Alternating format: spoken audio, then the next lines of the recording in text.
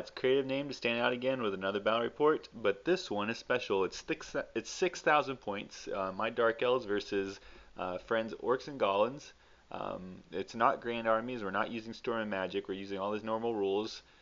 We have the same percentage systems that's in place as if we were playing a 2,000 or 2,500 point. So I won't have more than 25% of my army being lords, and etc. etc. And the scenario I kind of made up myself. We're going to have the same amount of banners. It just worked out that way. And they're each 1 point each. The BSB is 1 point. The general's 2 points. If you notice, these Citadel game boards are split up into 6 points. The 4 corner points are each worth 1 point. You control a corner by just having the most wounds within that corner. And then the center table has a 6-inch zone from the center that also will be worth a point if you can control it. And so that's the scenario. Whoever has the most points at the end of the game wins. And so, yeah, let's get into it. 6,000 points. I know a lot of people don't particularly like things that venture from the norm. But please, if you do like it, let me know. And here we go. Let's look at the armies. Alright, quickly from the left we have 34 Executioners with Teleris, the special character. He gives the unit Frenzy. We have a level 2 Fire Mage, so that unit there is worth 1 point because of the banner. We have 5 Coldwind Knights, 2 units of 10 Crossbow Elves, Dark Shards I think they're called, and then 5 Hydras, or Hydras, Harpies, and then 2 Chariots, 12 Coldwind Knights with the Cauldron of Blood and a Hydra. The Coldwind Knights are worth a point. We have Malekith on a Black Dragon in the back. He's worth 2 points. And then Skarsnik forced, out of all my units, he only forced 1 unit in reserve, and that was my Horde of Witches with the BSB. And that unit's worth 2 points because of the BSB and the banner. Here, towards the right, we have 48 Spearmen with a banner, so there's a point. In there is and a Hidden Assassin and a level 4 Shadow Mage. Then we have 18 Witches with a banner, so it's a point. 25 Spearmen, also a point, with a Stubborn Crown Noble and a assassin. And then finally here we have 5 Dark Riders, 5 more Dark Riders, and then 5 Doomfire Warlocks with a level 4 Death Mage. And besides my scouting, what are they called? Shades, that will make up the army. Alright, so directly across from all that fast cav, I see this. It's a Rock Lava, a Spear Chukka, 5 Squig Hoppers, 20 Night Golems with short bows, 3 Fanatics are in that unit, and then behind it all is 30 Squig Hoppers with 10 Herders. And moving along we have the giant 5 Squig Hoppers, a Night Goblin Big Boss on a giant Cave Squig, 10 Savage Orc Boar Boys, the special character Wurrzag is in there, 50 Savage Orc Biggins, with the big giant stabba thing that causes impact hits, and a level 2 Savage Orc Shaman. Alright, so bear with me, there's a lot of things going on in this picture. This is his center lines. That big silver thing in front is a Snotling Pump Wagon, and behind it are 2 War Machines, the Spear Chukka, and a Doom Diver Catapult. In front of the giant unit of Night Goblins are some Goblin Wolf Riders. The unit itself I think is 60 strong. It has a level 4 Great Shaman with a channeling staff. It has Skarsnik, and it has his BSB with the Bad Moon banner, I think, if that's the Night Goblin one. And then behind all that is a let me think, an Savage Orc Warboss on a Wyvern, and that guy's armed with the Obsidian Blade and the Talisman of Preservation. Alright, as we start to enter his right flank, we'll see that there are 40 Black Orcs, and in there is his general, who is also Black Orc. He has the Ogre Blade and the Armor of Destiny. Then we have a Mango Squig, then 5 of those Goblin Wolf Riders, then he has another 50 Night Goblins, and the other Night Goblin unit I forgot to mention had Fanatics. This one also has Fanatics, and it has I think a level 2 Shaman in there. So we'll move on to his end flank, I guess, yeah, furthest right flank. He has 9 River Trolls, another Mango Squig, and then the last of his War Machines, which are another Spear Chukka and a Doom Diver. So that pretty much wraps up everything. All I have left are my Shades, who I'll go ahead and let you know now. I promptly forgot about, and I'm going to have to bring him in reserve because he's already gone through most of his movement by the time I remember I even have them. And so, yep, that's deployment. Let's go see what magic looks like. I'm just going to go through these real quick. You can read them. But this is my Death Mage. This is what she got. Here are my Warlocks. My opponent, he had enough Orc and Goblin Wizards that he ended up getting the whole lore for both of them. This is Shadow, so I'm not going to list him. He even had Wurrzag's special spell. This is Malekith's spell set. He does Dark. And then finally we have the Fire Mage who's with the Executioners. So let's go into the game. Alright, so we go into the game and I take my Vanguard moves, but he wins the roll to go first. So he moves forward and immediately the Fanatics come out and they start, oh my god, just running through my army. I'm going to try to keep this report as succinct as I can, despite how large it is. So we're going to see a lot of fast moving pictures too, just so you can see all the little pictures I took. So my game plan is to move my Dark Riders up. Anybody who lives, I'm going to start trying to attack his war machines, knocking them out. I want to also at the same time escort my Warlocks and the Death Priest, the Death Priestess, the Death Sorceress in here and kill these Savage Orc Voids with purple suns. Lucky for me, those Orcs suffered animosity and kept his Savage Orcs pinned in the back. Here's some pictures of his guys moving forward. These guys, Fanatics, start doing their damage to my Dark Riders. Doom Divers pile on the damage. Kills 3, looks like. Bolt Thrower shoots at my Chariot, does 2 wounds. And here's a look of the board after all that. He didn't really have a lot to do in magic. I think he rolled pretty low, and I stopped what he was trying to cast. And his shooting did do some damage, but I passed my panic checks. And my now depleted left flank is going to try to do its best to knock out those war machines. So we go into my first turn. Well, the Fanatics are really putting the pressure on, so I need to get my Dark Riders out of here. And what's the best way but to charge something and keep on moving forward? So that's what I do. I take the Warlocks and the level 4 and I charge these Squig Hoppers. I should breeze through them and get hopefully pretty far away from this Fanatic. My Witches fail a Frenzy test and they charge these Goblin Wolf Riders. I will go ahead and charge my Chariot at this thing. These guys fail a Stupidity test, so they move towards the dogs. And then Suicide Mission for the Harpies. They're going to go kill this guy, because I forgot that my Shades weren't around. Alright, and then movement, I start moving my Dark Riders up. My guys move up, even though the Witches are in the way. Move, move, move. My Witches come on the board, I forgot about them, and my Shades, they both come on the board because one got delayed by Skarsnik, the other I just forgot about him.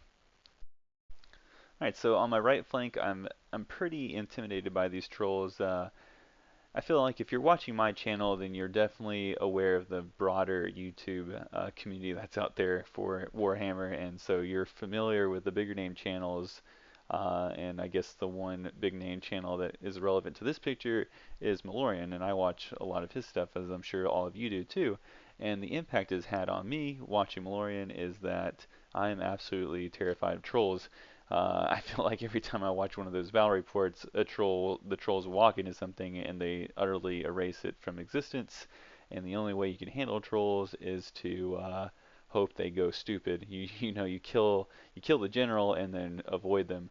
So they do have me here in a corner, and I'm giving them probably a lot more respect than they deserve in this situation. But 9 trolls, my executioners are even afraid of 9 trolls. So we go into shooting, and we can see what happens when you have 50 plus shots from crossbows.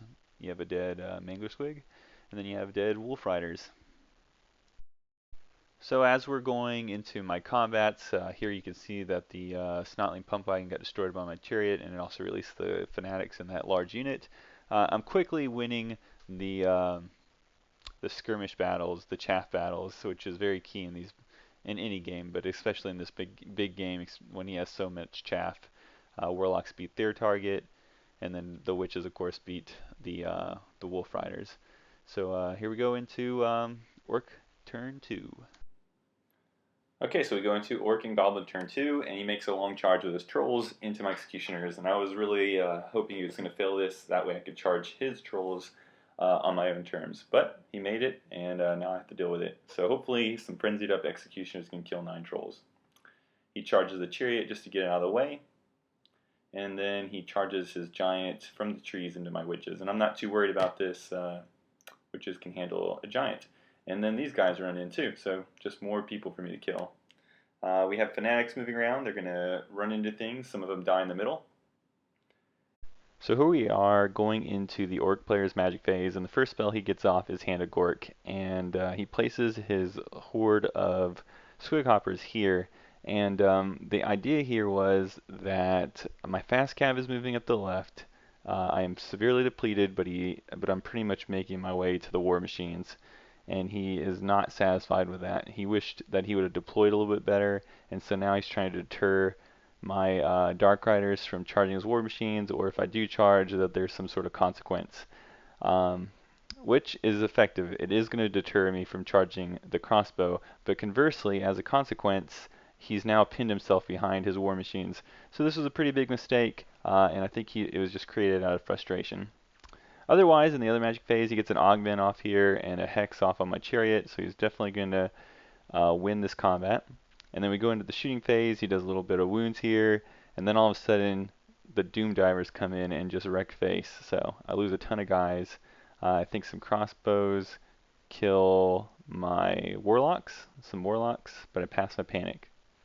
We go into combat, and the hexes and the augments are helping out this goblin unit, but I still get away. He doesn't kill me. I think he only does 2 wounds, and he chooses not to pursue because doing so would expose his flank, maybe even his rear, to most of my army. So here we go into the 12th minute mark of this video, and if you're still with me, this is where I want to just touch on something I enjoy about fantasy, and it's the cinematic opportunities that arise, or situations that arise. And this is one of those situations that I'm imagining in my head, and it's just really like making the game very enjoyable for me. I had these witches here. They were behind the forest. They failed the frenzy test, and they just were going crazy. They were bloodthirsty, and they charged some goblin wolf riders, and they go in there, and I can just imagine they're just super fast. The wolves are approaching, but the witches are just on a whole another plane of existence, and they just go in and they just slice them before they even know what's going on. And then because it's a charge and they're still frenzied, they're just running, and they're getting further and further away from the battle line. And then all of a sudden, out of the trees comes this giant that's running in. He's running up into the witches, and the witches are a little bit, they're running towards the giant. They don't realize what they're going against. And then you got Squighoppers coming out of nowhere too.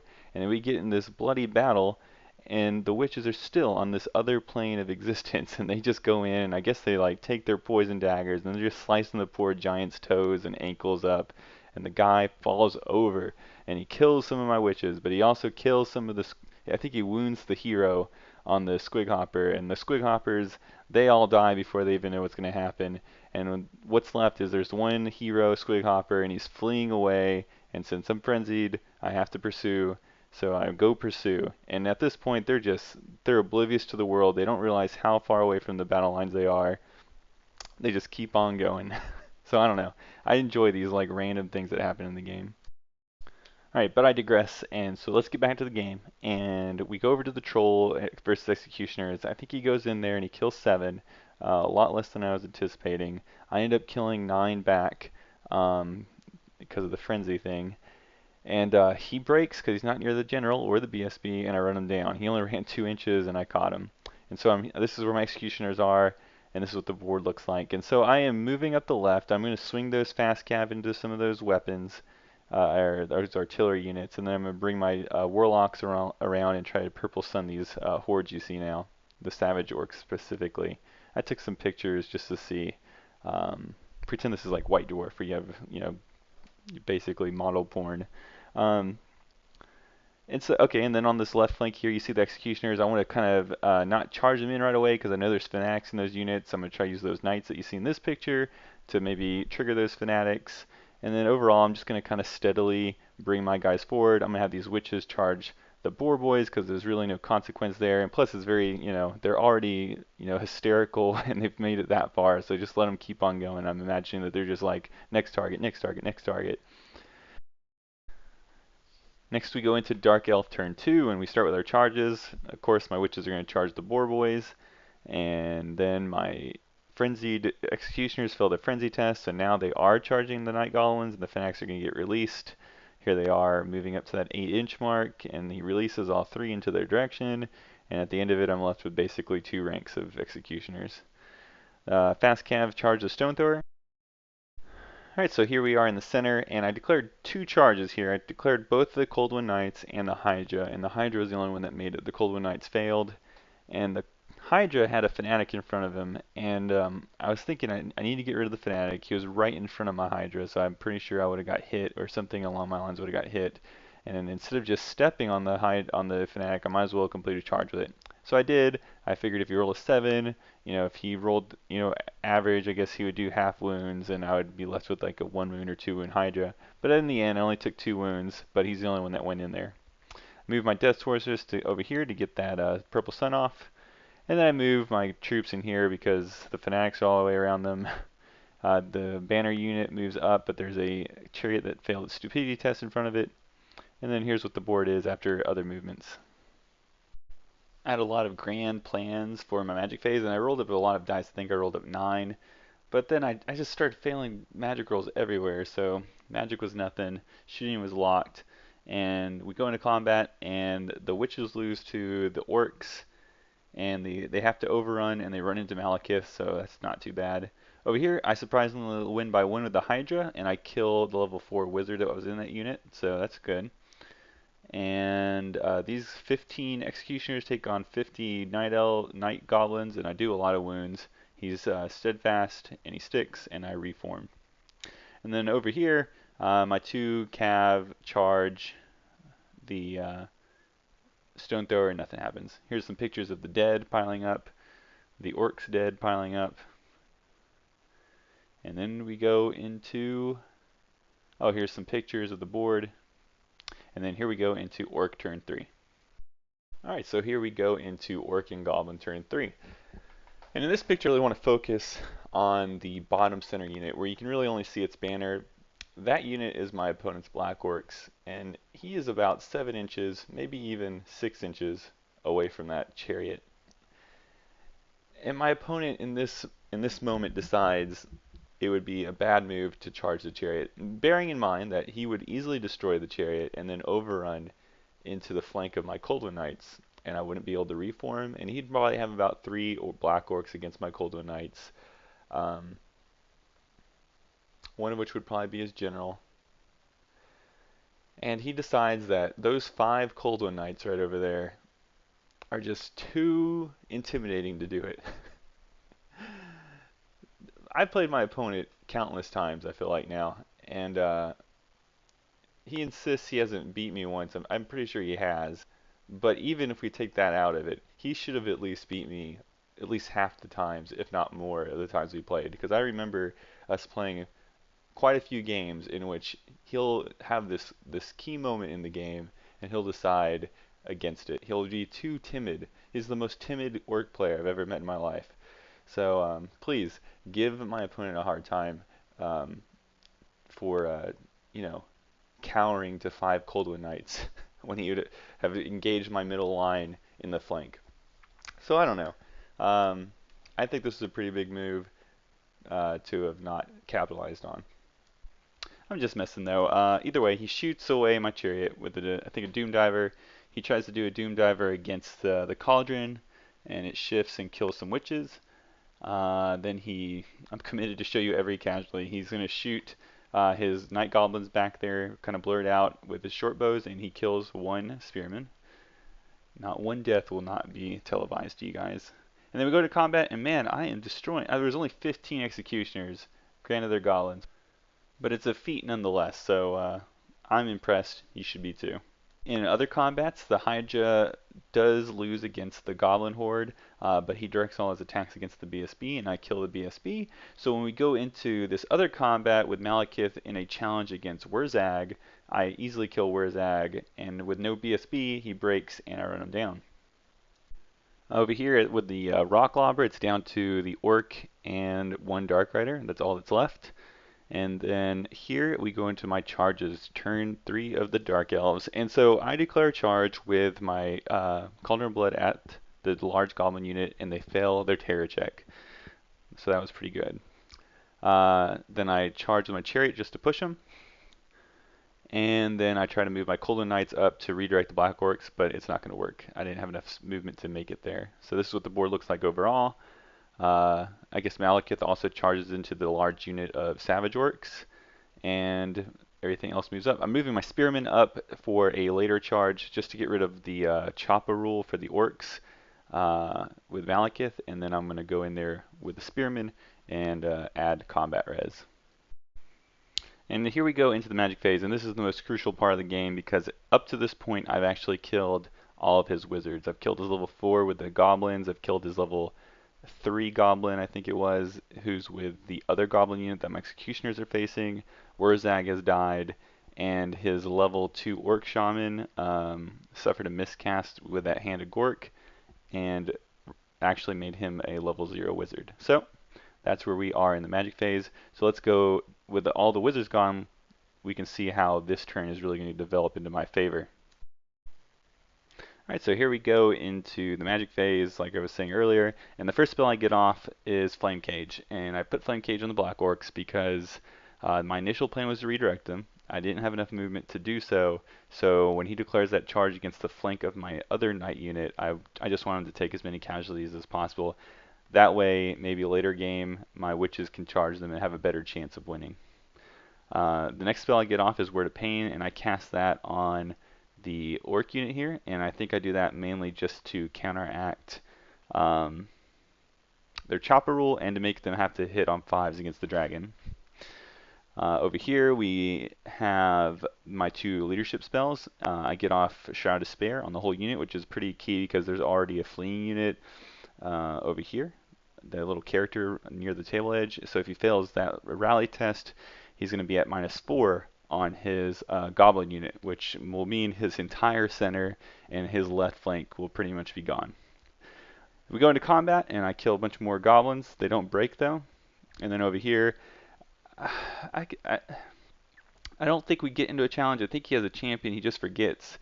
Or maybe he does do it, I don't know. Maybe I killed some orcs later. I can't tell from this picture, and it's been a second since this battle's happened. But I do know he doesn't use his wizard at all to get in the challenge, because his wizard has the Lucky Shrunken Head, and if he dies, then the 5-up ward will be lost for his entire unit, which will really, right now, that's what's really keeping that unit, you know, around. I could be doing a ton more wounds if it wasn't for that. We go into Orc and Goblin turn 4, and the question that is on my mind is, will this giant horde rally? We'll have to find out. And out of some sort of, I think, orcish karmic type of retribution for not being aggressive earlier, he declares this charge with his black orcs into my cold ones, given a second chance, and then he fails it. He rolls double 1s, and I'm pretty sure he just needed a 3. So that's unfortunate. But then these guys fail an animosity check. This is kind of a spoiler.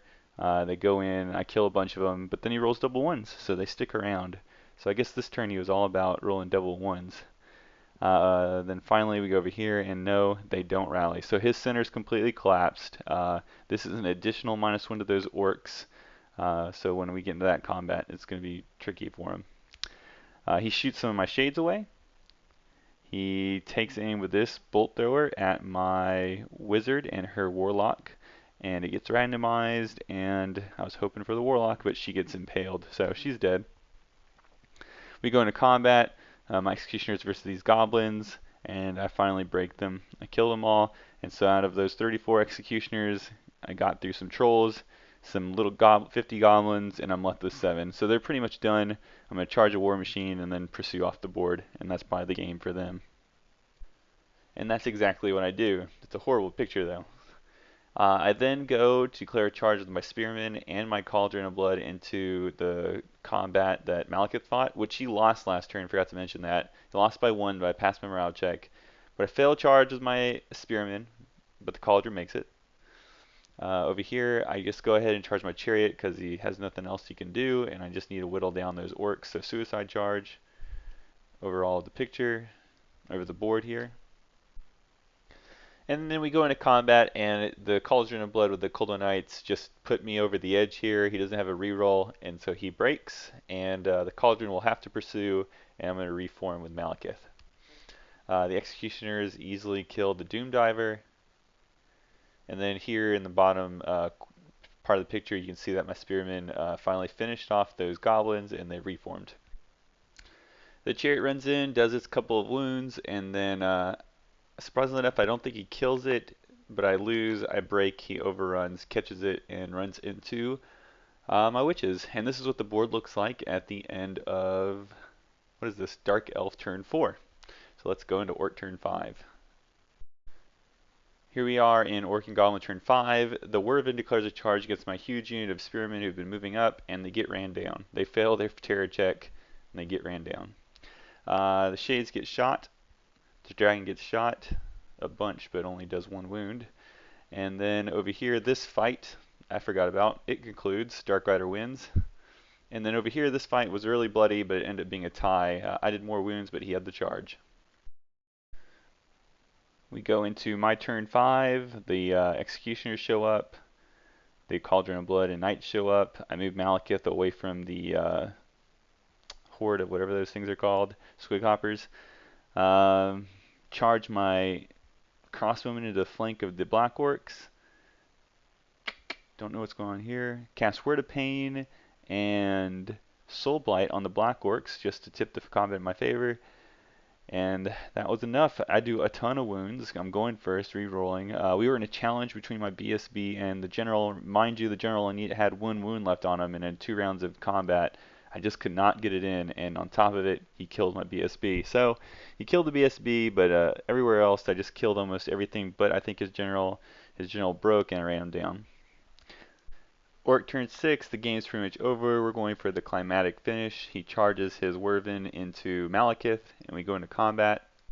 Alright, so we go into combats, and we're pretty much just doing this to see who's going to win. Generic, no name, not even the general of his army, Orc Lord, or Malekith, king of all that is Dark Elves. So he flies in there. He has the Obsidian Blade and a 4+ ward save. And I go first. Malekith hits the Orc Lord, does a wound, doesn't destroy any of his magic weapons. The dragon does 4 wounds to the Wurrzag, and the Wurrzag does 1 wound to the dragon. We go into my turn. I don't do anything else but go straight to combat. Malekith again wounds the Orc Lord, doesn't destroy either of his invulnerable or his Obsidian Blade. The dragon then goes and kills the Wurrzag, and as the Wurrzag is falling and dying, I guess the Orc Lord pulverizes Malekith, kills him because Malekith doesn't have a ward save against magical weapons, and then the dragon stomps and kills the Orc Lord, and that pretty much concludes that challenge. And that is the game. So that was a pretty great game. The Dark Elves do walk away with it. I guess it was around that turn 3 magic phase where the Dark Elves started pulling away. And yeah, it was a lot of fun. We played this game over the course of 3 days. We didn't play this all in one sitting. I think it was like a Friday daytime, a Saturday morning time, a Saturday afternoon time, and a Sunday daytime. And we just played it maybe like a turn and a half, 2 turns and a half, I forget. Just when we could. That way we didn't get tired of it, and that was really the way to do it. It was really enjoyable, and me having home field advantage, I could just come in and look at the board and see how everything was set up. So it was really fun. So yeah, things I learned taken from this game. Well, the number 1 thing I learned in this game is that the High Elves should be very ashamed of themselves because Malekith has been terrorizing and killing generations of High Elves for over a millennia. And their greatest heroes have been unable to stop him. And all along, all they needed to do was go hire some random Orc Lord, give him the Obsidian Blade, and bam, Malekith, done in. That's his weakness. A random, no-name character guy with a magic weapon. So yeah, that's what I've learned from this. High Elves should be ashamed. So, beyond that, it was a huge game. You really can't, there's really nothing tactical you can take too much from it. There's just so much powerful things going on. You're just lucky if you end up winning at the end. So the important part was to have fun. So I hope you enjoyed this game. I tried to make a large game a little bit more enjoyable, and I tried to reduce the time recording it as much as I could. So if you enjoyed it, please like, comment, and if you haven't already, subscribed. And thank you so much for watching. Bye.